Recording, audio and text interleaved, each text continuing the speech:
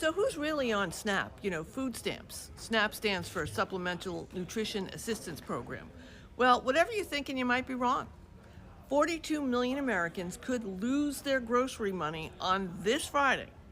Now, think about it this way. There's 348 million Americans, and about 42 million Americans are on SNAP, and that's about 12% of our population.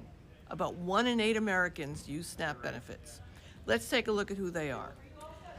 40% of people on SNAP are children. 16 million kids rely on SNAP. 1.2 million veterans rely on SNAP. And here's something that's interesting. 22,000 active duty military families rely on SNAP. Yes, people actually serving our country rely on food stamps.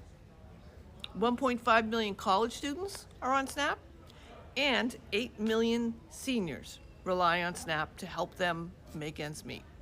Now, you may have heard that people have said that illegal immigrants are using SNAP. That's not true. However, 1.5 million legal immigrants, like long-term green card holders, are on SNAP.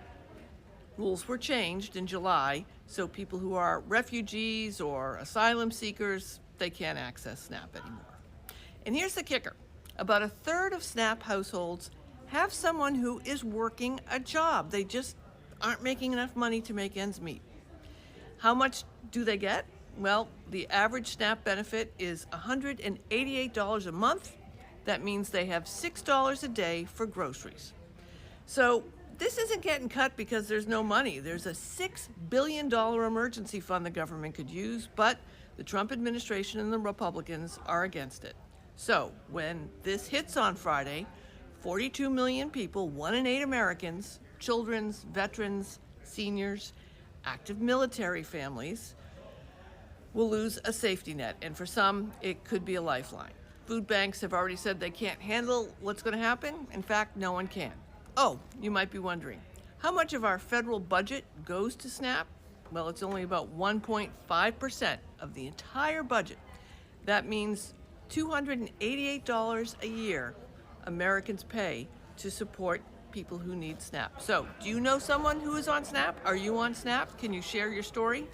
And do you think $288 a year is too much for us to be paying to support children, seniors, veterans, and active military families? Leave your comments below.